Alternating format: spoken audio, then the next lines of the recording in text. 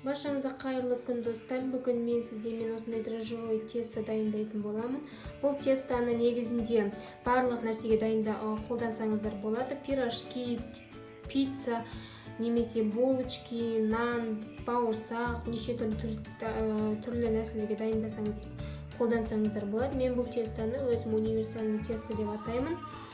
Видео соңына дейін қарауларыңызды сұраймын. Бұл үшін ең алдымен бізге тұз қажет, және жылы су керек, дрожж керек. Ең басында дрожжымызды алып, суға жақсылап тұрып араластырамыз.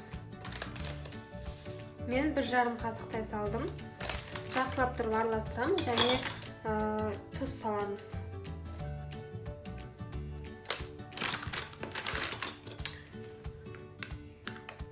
Дрожжымыз бен тұзымыз жақсылап тұрып араласуы қажет. Араластырып қойып, 7-10 минутқа қойып қоямыз бұқтырып. Дрожжымыз кәдімгідей көтерілуі керек. Осыны ұнға араластырамыз. Ұнды саламыз. Арасына суымызды құямыз.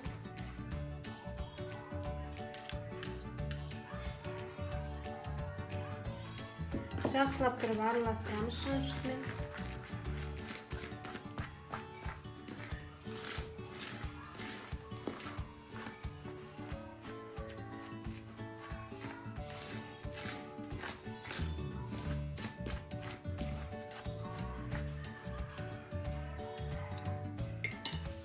Араластырып жатып, және бөлме температурасындағы май саламыз. Осындай бөлме температурасында езіліп тұратын май болу керек. Мен екеуін саламын.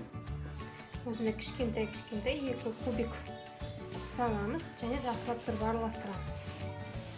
Біздің қамырымыз дайын болды. Енді бұл қамырды міндетті түрде осылай 5 минутта осылай илеп тұру қажет. Сол кезде нандарымыз қатты көтеріліп, нәзік болып, жұмсақ болып шығатын болады.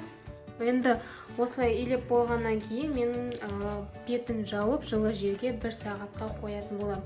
1 сағаттан кейін алып, бетін майлап, қайттан осылай басып, қайтадан осылай 1,5 сағатқа қоятын боламын. Мен бұлдан көтерілді, мен бұны 1 сағат көлемінде қойып қойдым. Енді үстіне сары май жағып, тағы да 1,5 сағатқа қойып қоятын боламын. Сіздер пицца дайындайтын болсаңыздар, онда екінші рет осылай басып қоюдың қажеті жоқ.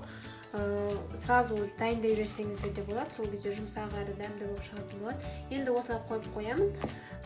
1,5 сағатқа тағы да көтерілетін болады. Қамырымыз дайын болды. Міне жақсы болып көтеріліп шықты. Міндетті түрде дайындап көрулеріңізге кеңес беремін. Сіздермен болған мен Гүлназ. Баршаңызға рахмет.